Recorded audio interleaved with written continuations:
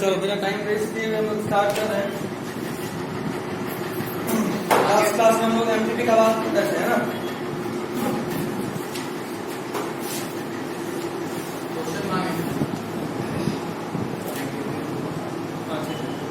ले लेंगे।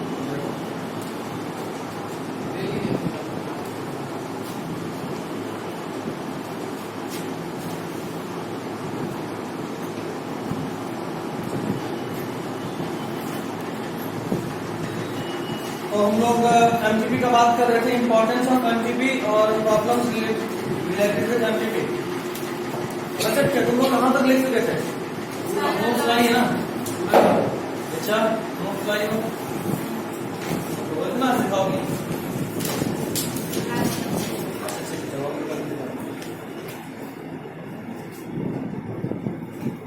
Importance of MTP के बारे में हम लोग बात कर लिए थे।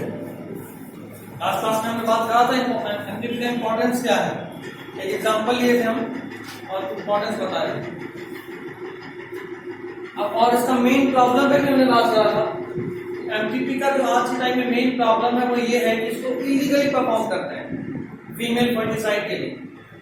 एक और प्रॉब्लम एमटीपी का ये है कि एमटीपी जब इलीगली परफॉर्म कर रहे होते हैं तो हम लोग किसी ट्रेन्ड डॉक्टर के बजाय या ट्रेन्ड नर्स के बजाय लोकल अनक्वालिफाइड डॉक्टर्स होते हैं उनके पास चले जाते हैं, क्योंकि वो लोग इलीगल व्यवहारों पर ध्यान नहीं देंगे।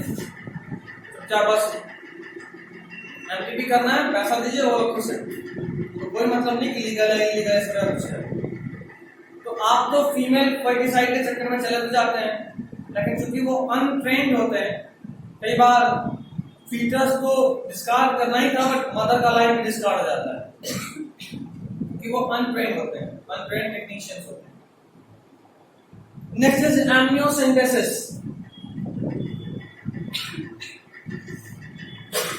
शायद इसके बारे में हम आपको बता सकें। स्टार्टिंग में एमनेटिक फ्लूइड को निकालते हैं, इसको सेंट्रीफ्यूज करते हैं, फिर उससे जो सेल्स आता है उस सेल्स का डीएनए चेक करते हैं कोई जेनेटिक डिसऑर्डर देखने के लिए और भी कुछ। एम्नियोसेंटेसिस से फीटल बॉडी का सेक्स भी पता किया जा सकता है। एम्नियोसेंटेसिस से फीटल बॉडी का सेक्स भी पता किया जा सकता है, ठीक है? नहीं, ultrasound is different. Next comes STD, sexually transmitted disease. STD को आज के टाइम में हम लोग दो तीन और नाम से जानते हैं। एक नाम है सेक्सुअली ट्रांसमिटेड डिजीज,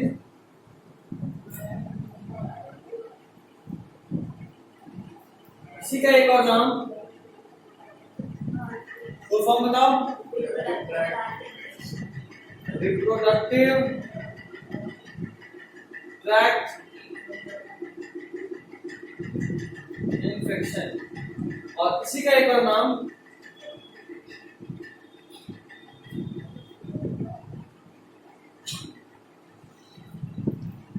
इस बार नीट में ये नाम से पूछा है। इसका एक और नाम क्या है? वेनेशियल डिजीज। अगर हम लोग बात करें एसटीडी का, एसटीडी का बात करते ही दिमाग में 2 4 5 नाम आ जाएगा। Gonorrhoea, syphilis. अच्छा, बीमारी का नाम एचआईवी है या एड्स है? एड्स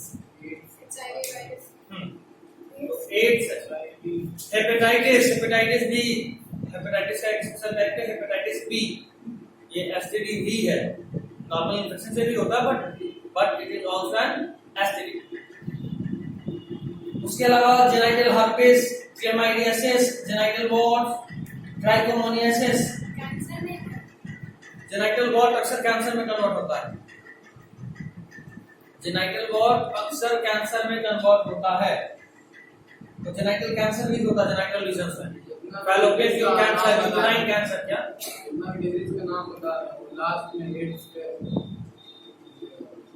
एड्स लास्ट में नहीं, एड्स बिल्कुल दूसरा बीमारी है और ये सब बीमारी बिल्कुल अलग है। इनका डायरेक्टली या इनडायरेक्टली एड्स से कोई लेना देना नहीं। अभी सुनिएगा, दो बातें जो यहाँ बताना सही लगेगा। एक बात कर लें हेपेटाइटिस बी का, और एक बात करें एड्स का। एड्स और हेपेटाइटिस बी में सबसे बढ़िया इंपॉर्टेंस ये है कि एड्स किसिंग, स्वेट, सलाइवा, इन सब से नहीं फैलता है। मतलब इफ यू किस एन एड्स पेशेंट, भले ही वो लिप किस क्यों ना हो, फ्लूइड्स का एक्सचेंज मतलब सलाइवा का एक्सचेंज होगा लिप किस में, या फिर आप बात अगर कर रहे हो स्वेट का, उसके स्वेट में कोई इन्फेक्शन नहीं होता। जबकि अगर किसी को हेपेटाइटिस बी है तो किसिंग, स्वेट, सलाइवा, इन सब से ये स्प्रेड होता है। हमारे दिमाग में एसटीडी का सिर्फ मतलब एक यही होता है कि सेक्स से पहले, अनप्रोटेक्टेड सेक्स अगर हो तो उससे पहले, बट ऐसा नहीं है, कई बार मार्केट तरह से भी फैल सकता है, और भी तरीके से, जैसे आप ये सब तरीका है, इससे भी फैल सकता है। हेपेटाइटिस बी बीमारी का नाम है, लीवर इफेक्ट होता है।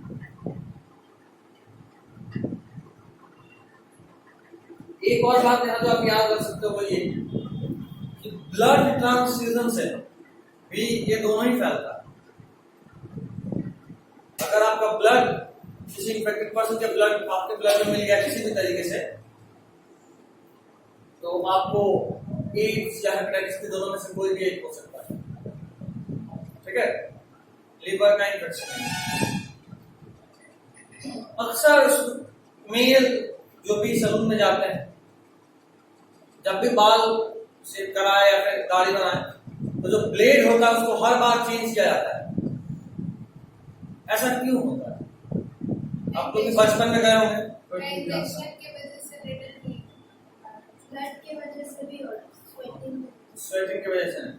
कभी अगर आप शेव किया और कुछ कट लग गया मान लो, ब्लड का एक बूंद या माइक्रो बूंद कुछ भी हल्का भी अगर सट गया उसमें, और फिर आप उसी ब्लेड से किसी हेल्दी पर्सन को भी अगर शेव करें और उसमें भी हल्का भी कट लगा, तो सामने तो जान चला गया। एड्स होने का मतलब यही है।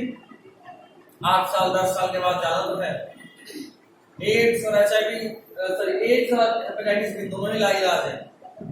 आप बहुत कुछ कर सकते हो, तो लाइफ को प्रोलॉन्ग कर सकते हो, बीमारी को ट्रीट नहीं कर सकते। ठीक है, अच्छा इसके अलावा ये सबसे अधिक क्यों फैलता है? ड्रग एडिक्ट्स में मिलता है। ड्रग एडिक्ट्स, पैसा एडिक्ट जो इंजेक्शन के थ्रू ड्रग को अपने बॉडी में इंजेक्ट कर रहा है। यहां क्या होता है कि आपने किसी इंजेक्शन के थ्रू अपने बॉडी में ड्रग इंसर्ट किया, और सेम नीडल कोई और अगर शेयर करा जाए, ऐसे बात है आप ड्रग ले रहे हो तो छुपा के ले रहे हो, तो सबके सामने तो लोगे नहीं। अब आप एक छुप छुपा के करने वाले काम के लिए क्या सेपरेट सिरिंज लेके जाओगे हर दिन ड्रग लेने के लिए? पॉसिबल नहीं। आप सेम सिरिंज यूज कर रहे हो, उसमें इन्फेक्शन लगेगा, इन्फेक्शन आपकी बॉडी में जाएगा। या अगर आप शेयर कर रहे हो तो कोई अगर इन्फेक्टेड रहा तो उससे आपकी बॉडी में आ गया। समझे बात? तो ये भी ये सब तो ठीक है, बट कुछ ऐसे भी होते हैं जो प्रेग्नेंट मदर से उसके फीटस में चले जाते हैं। ब्लड ट्रांसफर नहीं होता, इन्फेक्शन ट्रांसफर होता है। जरूरी नहीं है कि इन्फेक्शन ब्लड के साथ इन्फेक्शन जाएगा। ब्लड ट्रांसफर नहीं होने के बावजूद प्रेग्नेंट मदर से फीटस में ब्लड ट्रांसफर, इन्फेक्शन का ट्रांसफर होता है। जैसे किसी स्पेसिफिक पार्ट में किसी को कैंसर है तो वो भी ब्लड से ट्रांसफर हो सकता है। हर कैंसर नहीं, कुछ कैंसर हो सकता है। कुछ कैंसर जेनेटिक भी होता है, जैसे ब्रेस्ट कैंसर मदर में है, डॉटर में होगा। खैर इन सब के बाद सुनिए, अगर आप बात करें क्लैमाइडिया में, क्लैमाइडिया का जो इन्फेक्शन होता है वो प्रेग्नेंट मदर से बच्चे में जाता है और बच्चे के आई को डैमेज करता है, उसको अंधा बनाता है। एसटीडी लगता बड़ा सिंपल सा नाम है, बट बहुत बहुत बुरा बीमारी होता है, बहुत बुरा, घिन आएगा ऐसा। यूट्रस में स्वेलिंग हो गया, वेजाइना में स्वेलिंग हो गया, वहां से पस डिस्चार्ज हो रहा है, पस निकल रहा है, तो ये सब बहुत ही बुरा हालत कर देता है। इसका दो मेन कारण है, एक तो ये सब प्राइवेसी का बात है, प्राइवेट पार्ट जो भी आप किसी को बता या दिखा नहीं सकते, एक बात। और दूसरा बात कि सोसाइटल प्रेशर, आपको पेन हो रहा है, आपका पस डिस्चार्ज हो रहा है, ब्लड आ रहा है, लेकिन आप छुपा के रखे हो, और छुपा के रखने में बीमारी इतना ज्यादा बढ़ जाता है तो फिर डॉक्टर कुछ नहीं कर सकता। ये चीज अभी पढ़ने के पीछे एनसीईआरटी का यही मकसद है कि आप जानिए और ये बात को समझिए कि सेक्स ऑर्गन्स में बीमारी, डिजीज होना बहुत जनरल बात है। आप बायोलॉजी पढ़ रहे हो तो आप जान रहे हो, हेल्दी प्रैक्टिस। जो नहीं पढ़ा वो खाप जान रहा, और मैक्सिमम लोग बायोलॉजी नहीं लेता, चाहिए। अभी जिसको नहीं पता उसके लिए सेक्स ऑर्गन सिर्फ और सिर्फ सेक्स करने के लिए बॉडी का पार्ट है, अपने सुनिए। और अगर ऐसा है तो इन्फेक्शन बहुत कम है। आप देख सकते हो अभी बढ़ चुके हैं आपके इन्फेक्शन कितने तरीके से फैल सकता है, और आपको बहुत रिड्यूस कर दिए हैं, बहुत ज्यादा रिड्यूस। अगर हम आपको नीट लेवल पर लेकर, नीट नहीं, आपका नीट लेवल नहीं, अब तो एनसीईआरटी नीट लेवल हो गया, जिस लेवल पे हम पढ़े थे हर एक बीमारी एक एक पेज में था, तो हम देखें कितना डिटेल ये सब बीमारी होता है। उतना आपको जरूरत नहीं, लेकिन हम आपको सिर्फ उसका भयावह समझा रहे हैं, कितना भयानक होता है, क्यों होता है ये भी बता दें। सोसाइटल स्टिग्मा में आप छुपाएंगे और वो फिर आपको जान लेके छोड़ेगा।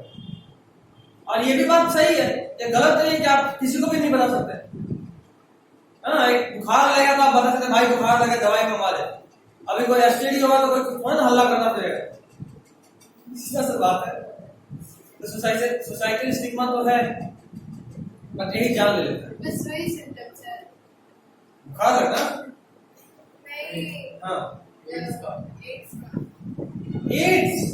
एड्स का पूरा नाम बताओ, क्योंकि ये पढ़ना ह्यूमन डिजीज नेशनल भी छोड़ रहे थे। इसका पूरा नाम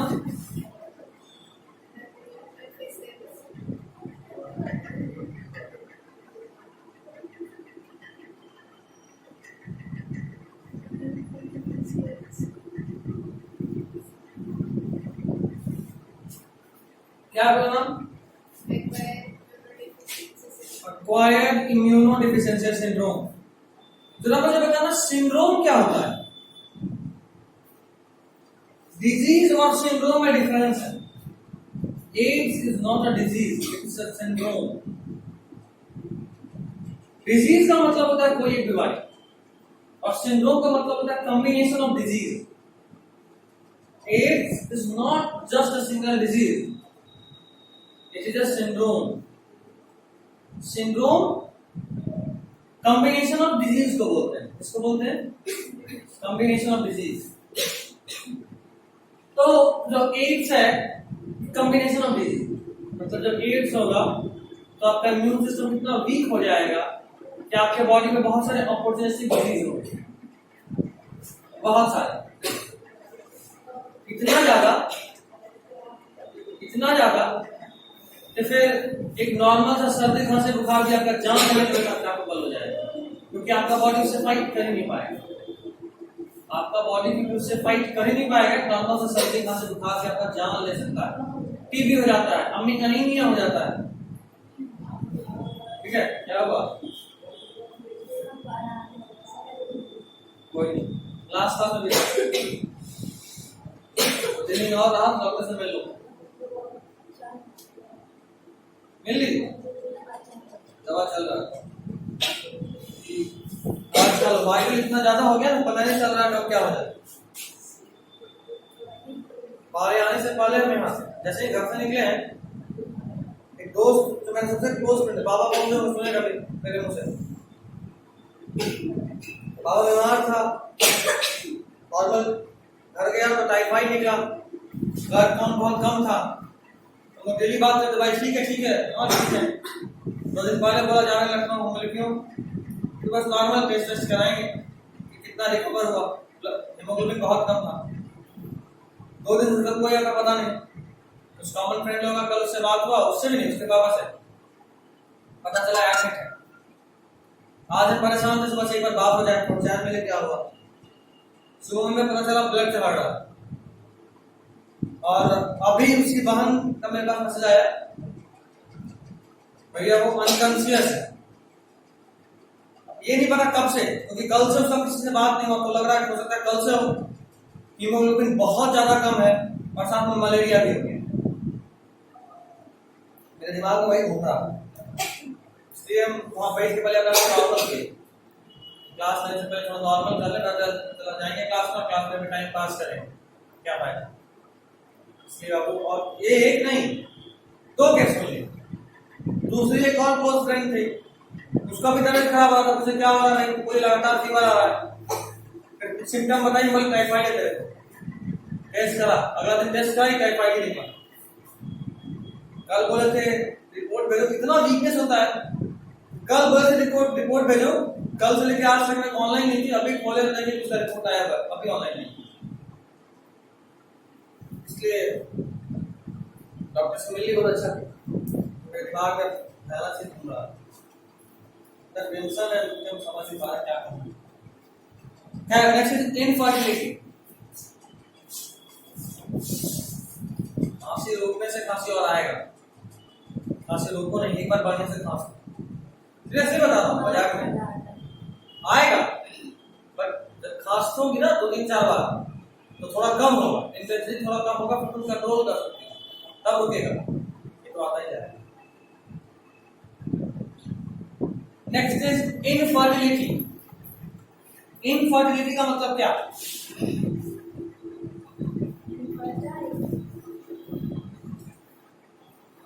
दो तरह का इनफर्टिलिटी होता है, एक होता है टेम्पररी और दूसरा होता है परमानेंट।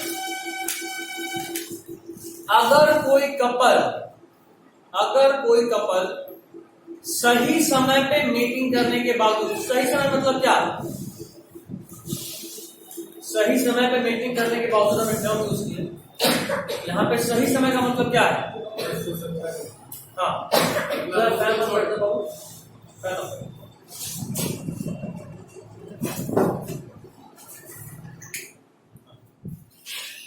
तो सही समय पे मीटिंग करने के बाद सही समय का मतलब हुआ कि जो पीक फर्टाइल टाइम होता है किसी फीमेल के लिए 10 to 17 डेज, इसमें लगातार 7, 8, 10 साल तक आप कोशिश कर रहे हैं कि आपका बेबी हो जाए, लेकिन फीमेल कंसीव नहीं करे। कंसीव मतलब कैरी भी नहीं, तो बोलेंगे प्रेग्नेंट नहीं हो पाए। कैरी नहीं कर पाने का मतलब प्रेगनेंसी हुआ लेकिन अबाउट समझ आ रहा है।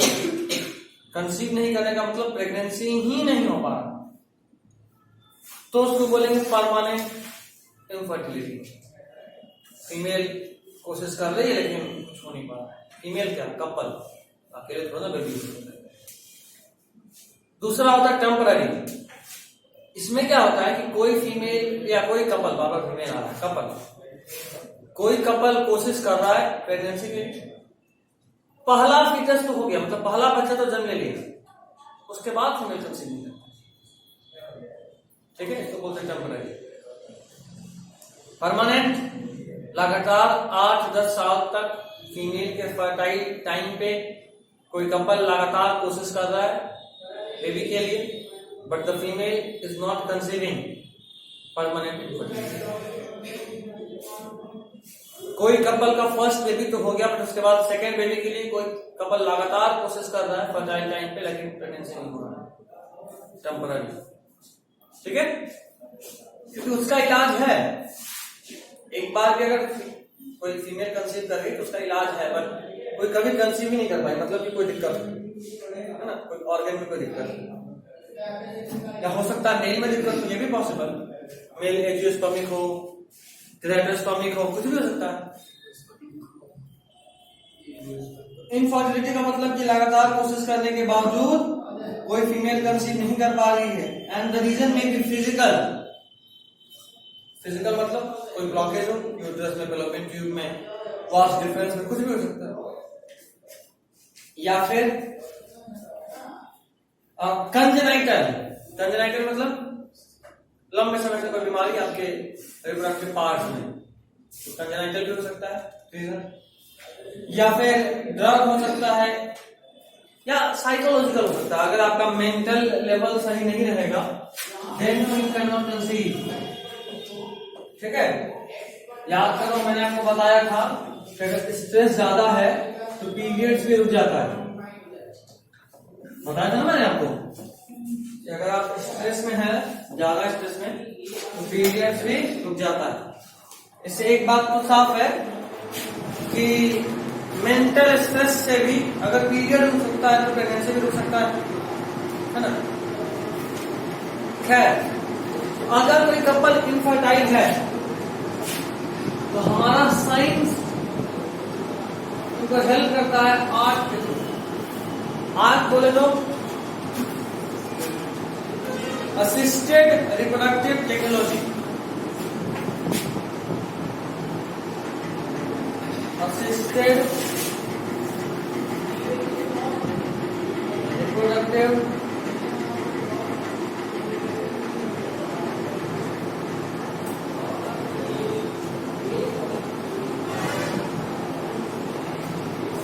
टेक्नोलॉजी। असिस्टेड रिप्रोडक्टिव टेक्नोलॉजी का मतलब कि आप बाहर से कुछ असिस्टेंस देकर किसी फीमेल को कंसीव करा रहे हैं। ठीक है, या और अच्छे से बोले तो आप बाहर से एक्सटर्नल असिस्टेंस देकर किसी फीमेल को चाइल्ड बर्थ में हेल्प करा रहे हैं। ठीक है,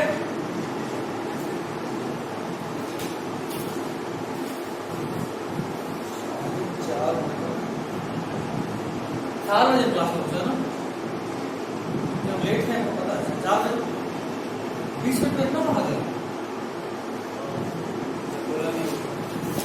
चलो ठीक, चैप्टर खत्म हो जाएगा आज। क्या आप कल सोच क्या है? लेट हो गया तो लगा था कि शायद कल तक जाए, तो नेक्स्ट क्लास तो एक दिन का तो था। और दूसरा बात यह है कि मेंटली इतने आज स्टेबल नहीं, तब तक मेरा उस कोर्स से बात नहीं होगा, दिमाग काम नहीं होगा। खैर, पहला है IVF। सब लोग सुने हो नाम IVF। इंदिरा IVF का प्रचार भी बहुत आता है आजकल डेली रोड पे। बता दिया, हो सकता है कभी काम पड़े, है ना। IVF पूरा नाम in vitro fertilisation. In vitro fertilisation का मतलब होता है, इन विट्रो का मतलब होता है टेस्ट ट्यूब में। इन विट्रो का क्या मतलब होता है? Test tube. अच्छा नीचे एक और बात, इसी चैप्टर में दिक्कत हो रहा है तो बताओ, हम तेरे को हिंदी मीडियम में लेक्चर दे देंगे। ठीक है, पर एक बात याद रखना, वो ज्यादा है, ज्यादा मतलब कंप्लीट लेवल, मेडिकल लेवल पढ़ना पड़ेगा उतना। याद कितना रख सकती हो जितना हम बताया करते हैं वो याद रखना, लेकिन समझने में दिक्कत हो रहा तो वहां से देख सकते हैं। और अगर पैकेट चाहिए तो पैकेट तो हम तुमको आज ही घर जाके बस एक बार याद दिला देना। हिंदी मीडियम में कोई बुक ही भेज दूंगा जो तुम्हारा छूटा हुआ। जैसे मान लो ह्यूमन रिप्रोडक्शन को समझने के लिए थोड़ा सा ह्यूमन हार्मोन और ह्यूमन ब्रेन का जाना जरूरी है। जो पैकेट भेजेंगे उसमें ह्यूमन हार्मोन ह्यूमन ब्रेन भी होगा। ठीक है, तो बस प्रिंट करा लेना पेज बाय पेज, मतलब जो भी चैप्टर चलेगा वो चैप्टर को प्रिंट करा लेना, या एक बार में मानो तो पूरा भी करा सकते हो, पढ़ा तो तुम ही पढ़। यही है, उस बुक को खरीदने जाओगे तो कम से कम 5-6 हजार का देगा। क्या लेगा पैकेज है? 5-6 हजार मिनिमम बता रहा हूँ, मिनिमम। हाँ तो हिंदी एग्जाम से नहीं होता है। 5-6 हजार इससे अच्छा लेक्चर में मिल जाएगा। अरे तो इसको तो बुक हम फ्री में दे रहे हैं, हम देंगे तब ना। 5-6 हजार में नहीं, लेकिन 7-8 में मिल जाएगा। लेक्चर हाँ तो हम करवाएंगे तब ना, खुद से एलन जाएंगे तो नहीं देगा। कपड़े से बनाना पड़ेगा। एलन 10,000 में देता है पैकेज। कुछ नहीं, 11 में दोनों मतलब बुक लेक्चर। लेक्चर का बात लेक्चर तो 10 में हमको लगता है केमिकल दो जाएगा एक पेपर। अब एक पेपर क्या लगता है जिसका कीमत एलन 2 लाख रुपया रखा है, उसको कोई 10,000 में तीनों में कर देगा। इतना पूर्वक तो नहीं है। तो फ्री ऑफ कॉस्ट मिल जाएगा। हाँ तो मांग ले, तो कब से बोले कि मांग और आया बार हो गया। उसका आईडी पासवर्ड मांग और हाँ तो वो अभी आया इनके एग्जाम पे भी पढ़ना ही है। मिलेगा उसका खत्म हो गया। आ गया टोटल। लास्ट ईयर था, इस साल नहीं है ना। सर लास्ट ईयर पीडीएफ में ले लिया था इस साल फिर से दिया। उनका हाँ वो लॉगिन आईडी पासवर्ड एक्सपायर हो जाएगा। नहीं इस साल था वो। अबे इस साल था ना, नीट हो गया ना, अब एक्सपायर। बहुत से बहुत 10-15 दिन या 1 महीना चलेगा, फिर एक्सपायर। जल्दी वहां तो पढ़ना चालू कर। लिखता बुद्धू है, हमें से छोड़ देता है।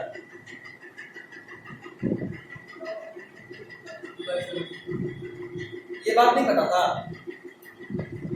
एक्सपायर हो गया। इस पे मांगेंगे एक्सपायर हो जाएगा कोई भी। हाँ तुमको अपना आईडी पासवर्ड ले लेना देगा ना। नहीं हाँ लेक्चर कहाँ से देगा? था वो एलन नहीं देता होगा ना, एलन नहीं देता होगा ना।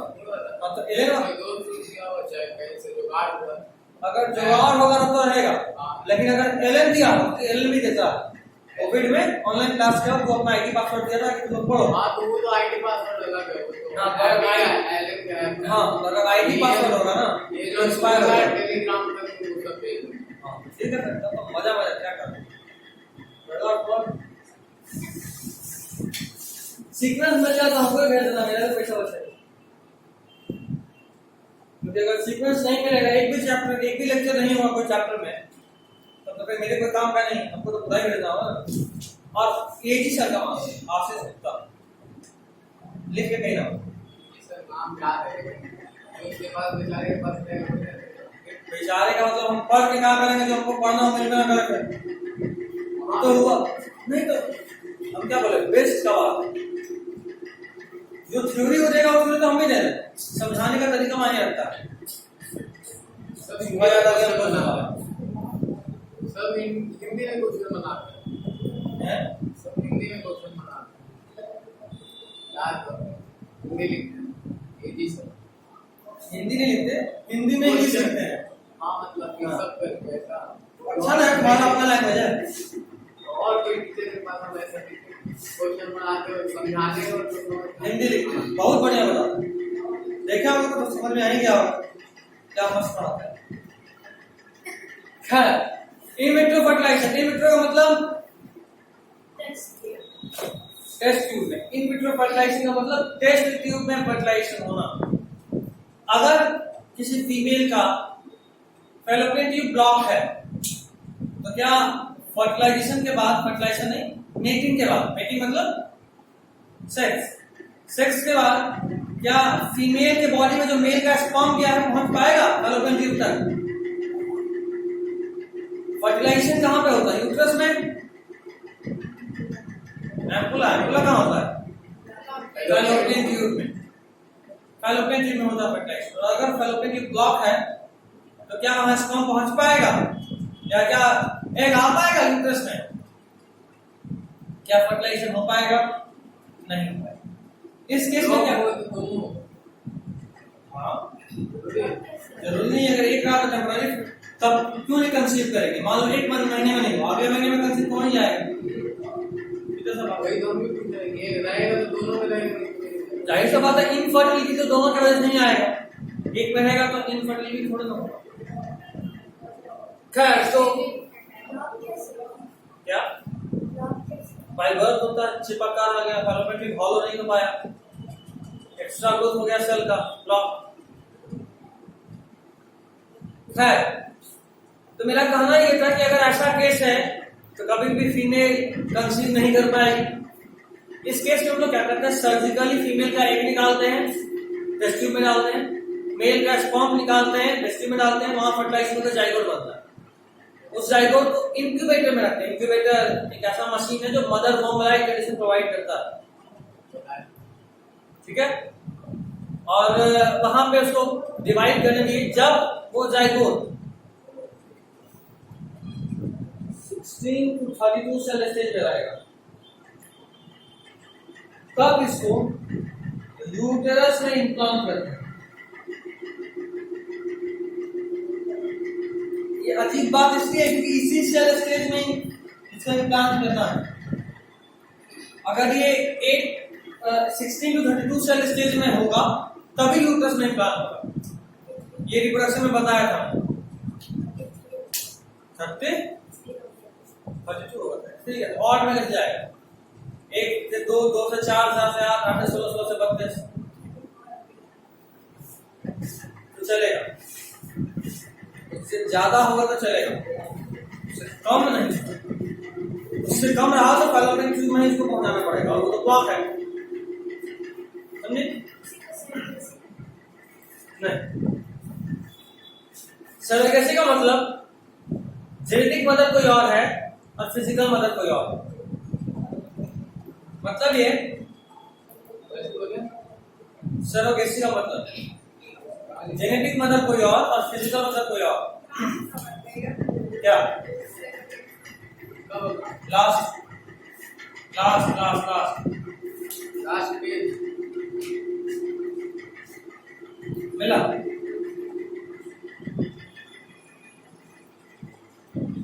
खैर सुनते हैं आते हैं वहां पे, पहले इसको पहले और पढ़ लेते हैं। इन विट्रो फर्टिलाइजेशन दो तरह का, लाइक ज़िफ्ट और आईयूटी। अभी जो हम बता रहे थे उसी को एक्सप्लेन करके बताया हुआ है। ZIFT zygote intra fallopian transfer, zygote intra fallopian transfer. इसका क्या मतलब? इसका सिंपल मतलब ये है कि जो ज़ाइगोट बना था आईवीएफ के थ्रू, यहां से जो ज़ाइगोट बना था उसका इम्प्लांटेशन फैलोपियन ट्यूब में करना है। कहां करना है? फैलोपियन ट्यूब में।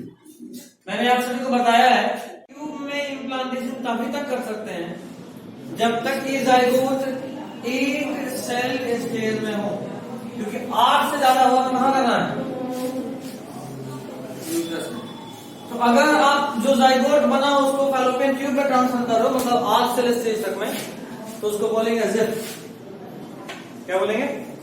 ज़िफ्ट। ज़िफ्ट का चचेरा भाई भी है।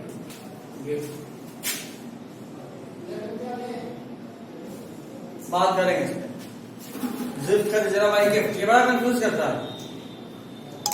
कोई केस दे देगा,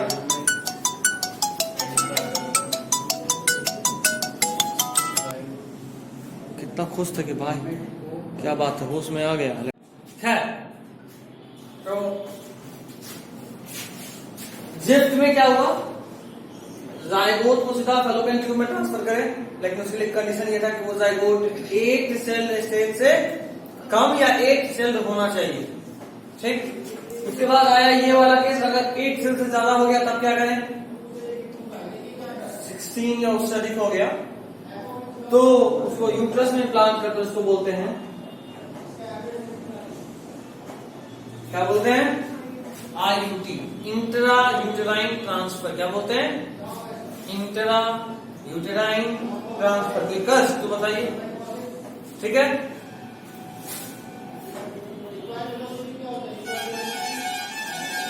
अभी आया ज़िफ्ट।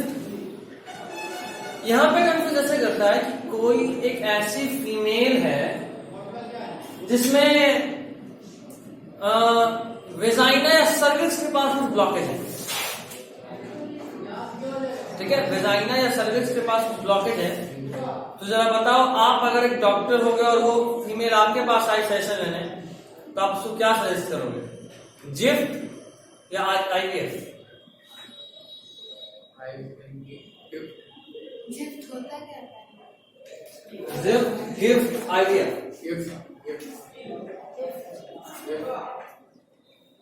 गिफ्ट ट्रांसफर आप उसको बोलोगे, इसलिए क्योंकि उस फीमेल के यूट्रस में, फैलोपियन ट्यूब में कोई दिक्कत नहीं, ब्लॉकेज सर्विक्स या वेजाइना के पास, मतलब स्पर्म अंदर जा ही नहीं पा रहा है। अगर स्पर्म अंदर पहुंच गया तो अंदर प्रेगनेंसी में कोई दिक्कत नहीं होगा। तो इतना टेंशन क्यों लेना यार कि तुम किसी फीमेल को सर्जिकली ओपन करो, एग निकालो, फिर उसको IVF में तैयार करो, जाइगोट इंक्यूबेटर में रखो, फिर उसको फीमेल के अंदर सर्जिकली डालो। खर्चा भी ज्यादा बन जाएगा और प्रॉब्लम भी होगा।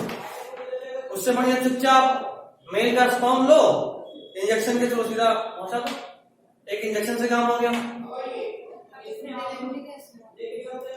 स्पर्म के जाने के लिए रास्ता क्लियर होना चाहिए, जबकि जब अंदर में फीटस बनेगा तो फैलाएगा वो वेजाइना, वो अपने आप इतना प्रेशर जनरेट कर देगा कि ब्लॉकेज खत्म हो जाएगा। ठीक है, ब्लॉकेज को ऑपरेट नहीं कर क्या नहीं कर अच्छा, कोई मुझसे लास्ट टाइम पूछा सर्वाइकल म्यूकस का क्या फंक्शन है? सर्वाइकल म्यूकस अगर याद आ रहा हो तो हम आपको रिप्रोडक्शन में बताते हैं, म्यूकस प्लग याद आ रहा है ना? याद आ रहा है, मतलब बताए। जब प्रेगनेंसी अंदर में तैयार हो रहा होता है तो प्रेगनेंसी अबॉर्ट ना हो जाए, इसीलिए सर्विक्स के माउथ पे एक म्यूकस का प्लग बन जाता है, ताकि आप खड़े और फीटस सीधा नीचे गिर तो सकता ही है ना? तो उसको रोकने के लिए जो ओपनिंग होता है वहां पे एक प्लग बन जाता है म्यूकस का, उससे एबॉर्शन नहीं होता। ठीक है, कई बार आप सुने प्रेग्नेंट फीमेल को ज्यादा वजन नहीं उठाना चाहिए, वजन उठाए तो वही म्यूकस डिस्ट्रप्टर हो जाएगा, और म्यूकस रप्चर हुआ तो एबॉर्शन हो जाता है। समझे बात? वजन तो हाथ से उठाओगे लेकिन ओवरऑल आपकी बॉडी में ही आएगा। यहाँ उठा तो ओवरऑल यहाँ आया, गई यहाँ आया तो पूरे पेट में आया, पूरे बैकबोन पे आया। बैकबोन प्रेगनेंसी को सपोर्ट करता है। समझे बात? चलिए, तो गिफ्ट हो गया। गिफ्ट में क्या करते हैं, सीधा गैमेट को ट्रांसफर करते हैं। गैमेट इंट्राफैलोपियन ट्रांसफर, मतलब गैमेट को फैलोपियन ट्यूब तक पहुंचा दिए बस। अब कौन सा गैमेट को पहुंचाएंगे, मेल या फीमेल? पक्का? कौन से गैमेट को पहुंचाएंगे, मेल या फीमेल? गिफ्ट में कौन सा गैमेट को पहुंचाते हैं? जाहिर सी बात है, फैलोपियन ट्यूब में पहुंचाना है तो मेल को नहीं पहुंचाएंगे, फीमेल को तो फैलोपियन ट्यूब में रहेगा पहले से। समझे बात? पहुंचाना वैसे भी मेल को ही रहता है, जरूरी नहीं, फीमेल में भी फैलोपियन ट्यूब से यूट्रस तक तो पहुंचाना ही है। मूवमेंट दोनों जगह होता है। ठीक है, next is ICSI, intracytoplasmic sperm injection.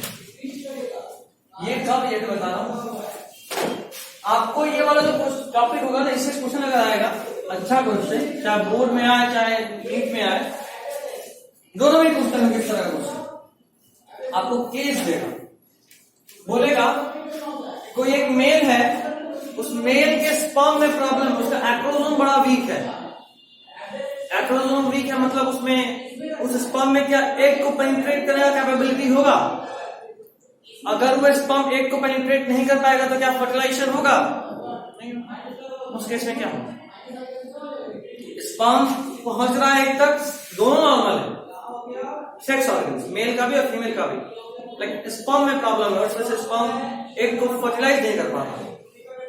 इस केस में हम क्या करते हैं,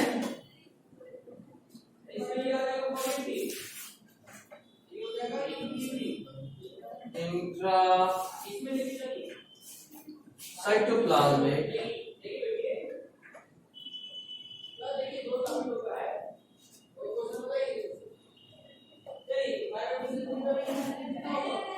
क्या होता है, इंट्रासाइटोप्लाज्मिक स्पर्म इंजेक्शन। इसका मतलब क्या कि ये अगर कोई एग सेल है, कोई स्पर्म बाहर से तो यहाँ अंदर नहीं हो सकता है, लेकिन आप चाहें तो सीधा एक इंजेक्शन के थ्रू अंदर में अगर स्पर्म पहुंचा दें तब तो काम आसान है। मतलब स्पर्म का दिक्कत सिर्फ इसके अंदर घुसने तक का था, बाकी सब नॉर्मल था। तो इस केस में हम लोग क्या यूज करेंगे, ICSI।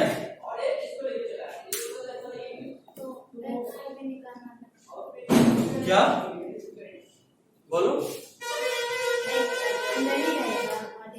नहीं बाहर आएगा इंजेक्शन, बॉडी के अंदर कहाँ दे देंगे, एक को बाहर निकालेंगे फिर।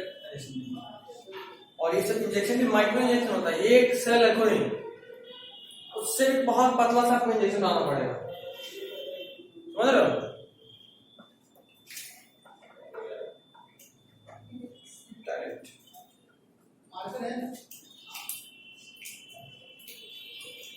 Next is AI।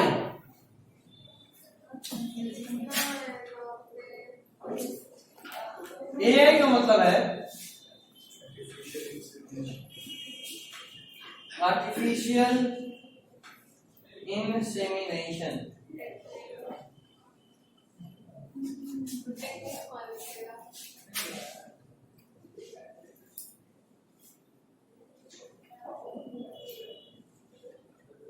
थोड़ी देर पहले मैं आपको बता के गिफ्ट के बारे में,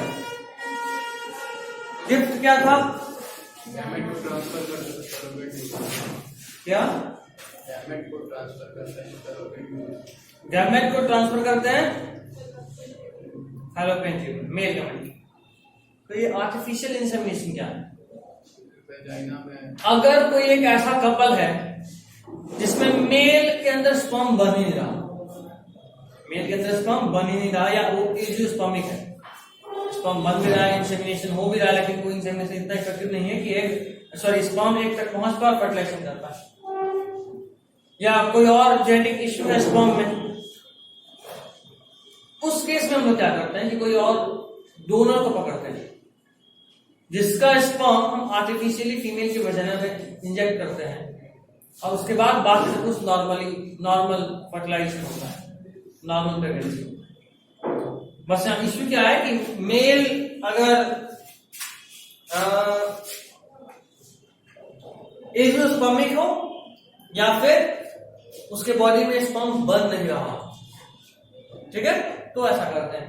वैसे ये सबसे ज्यादा नेग्लेक्टेड टेक्निक है, ह्यूमन में तो लोग इसलिए क्योंकि नॉर्मली कोई भी कपल किसी और के बच्चे को अडॉप्ट करना नहीं चाहे, जो हमारा सोसाइटी है उसके हिसाब से बात कर रहा हूँ।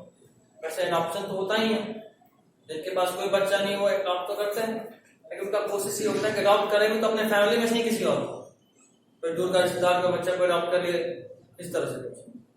ऐसा नहीं करते कि भाई कोई भी अननोन का स्पर्म लिए फर्टिलाइजेशन कराया और एक बच्चा जन्म के लिए, जेनेटिकली वो फादर का नहीं होना, मदर का तो होगा क्योंकि मदर का एग है। तो ये सोसाइटल इश्यू आता है। एनिमल्स में तो कुछ भी कर सकते, ह्यूमंस में नहीं कर सकते। Next comes the surrogacy. ये तो है ही नहीं। सरोगेसी प्रॉब्लम इतना ही लिखे तुम लोग, इतना ही भेजने के लिए। अच्छा ठीक है, कोई नहीं, तो थोड़ा सा पैराग्राफ है लिख लो और बता देता हूँ। सरोगेसी अभी यहाँ से समझा देता हूँ, लिखना नाम 2 पैराग्राफ, 2, 3, 5 पॉइंट है। पहला इज सरोगेसी।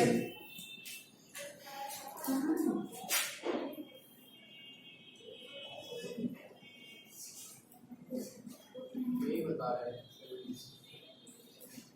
सरोगेसी में क्या होता है, फीमेल नॉर्मल, मेल नॉर्मल, सब नॉर्मल। बस प्रॉब्लम ये है कि फीमेल का मान लो यूट्रस वीक हो गया कि वो कैरी नहीं कर पाया 9 मंथ तक प्रेगनेंसी, या फिर फीमेल एग प्रोड्यूस कर रही हेल्दी लेकिन इम्प्लांटेशन नहीं हो पा रहा उसके बॉडी में। इस तरह का कोई इश्यू जब होता है तो हम लोग एक सरोगेट मदर को ढूंढते हैं। सरोगेट मदर वो फीमेल होती है, जैसे मान लो mister Mrs A, mister A और यह है मिसेस ए, इनका बॉडी पूरी तरह से नॉर्मल था, इनका गारमेंट्स तो नॉर्मल है, लेकिन यूट्रस वीक है। अगर प्रेगनेंसी का इम्प्लांटेशन हुआ तो वो इम्प्लांटेशन 9 मंथ तक कैरी नहीं हो पाएगा। ठीक है, तो यहां तो आप क्या किया, आप फर्टिलाइजेशन होने चाहिए जाइगोट में, आप जाइगोट को निकाल लीजिए और कोई तीसरी फीमेल उन्होंने, मान लो मिस सी है या ए था ना मिस बी, मिस बी को कांटेक्ट करें और बोले मिस बी जी देखिए बात ऐसा है कि आपको कुछ नहीं करना, आपको सिर्फ इस जाइगोट को अपने यूट्रस में इम्प्लांट करवाना है। ठीक है, बच्चे का डेवलपमेंट पूरी तरीके से आपके बॉडी के अंदर होगा, लेकिन जो बच्चा होगा वो आपका नहीं होगा। बच्चा चूंकि एक इसका है और स्पर्म इसका है, तो जेनेटिकली वो चाइल्ड इन दोनों कपल का है। ये सिर्फ उस जाइगोट को अपने बॉडी के अंदर नॉर्मल कंडीशंस प्रोवाइड कर रही है कि वो जन्म ले सके, सिर्फ इतना ही। इसी फीमेल को बोलते हैं सरोगेट मदर। इंडिया में अब ये बैन है, इंडिया में अब ये बैन हो गया है। इंडिया का इथिकल इश्यूज बीच में आ रहा है और ये सबसे ज्यादा जोर पकड़ा जब आमिर खान का बच्चा हुआ था। आमिर खान की वाइफ का नाम क्या था, क्या नाम इसका, अमृता राव तो उसकी थी, सैफ अली खान, नाम क्या, किरण क्या,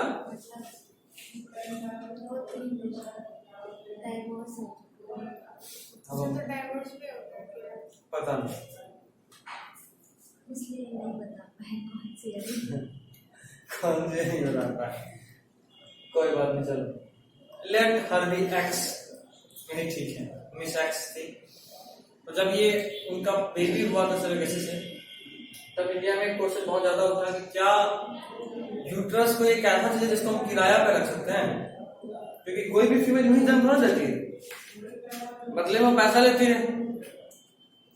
तो ये बात उठाता है कि ये बॉडी आप सिर्फ किराया पे नहीं बना सकते, ठीक है मेरा यूट्रस आप 9 महीने के लिए किराया पे ले लीजिए, कुछ ऐसा ही बात हुआ, आपका बेबी है तो आप जन्म देंगे, इसलिए इंडिया में बैन है।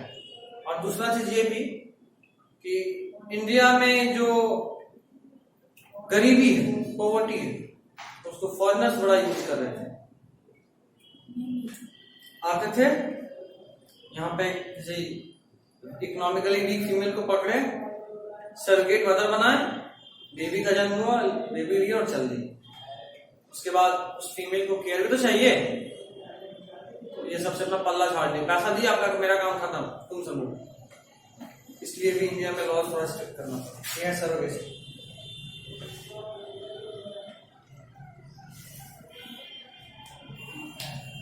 नेक्स्ट पॉइंट है प्रॉब्लम ऑफ आर्ट। आर्ट का प्रॉब्लम क्या है? सबसे बड़ा प्रॉब्लम तो ये कि बहुत महंगा है ना, बहुत महंगा है। दूसरा प्रॉब्लम हर जगह अवेलेबल नहीं है, और तीसरा प्रॉब्लम इथिक्स। जैसे सरोगेसी सब एथिक्स आया, एथिक्स नॉर्मल एथिक्स नहीं आता है, और लीगल थोड़ा सा है, रिलीजियस, इमोशनल, इस तरह का कुछ प्रॉब्लम्स आता है। ठीक है, चलिए this is all for this chapter. Chapter यहीं पर खत्म होता है। आपका जो भी डाउट इस चैप्टर से रिलेटेड आप बोल सकते हैं।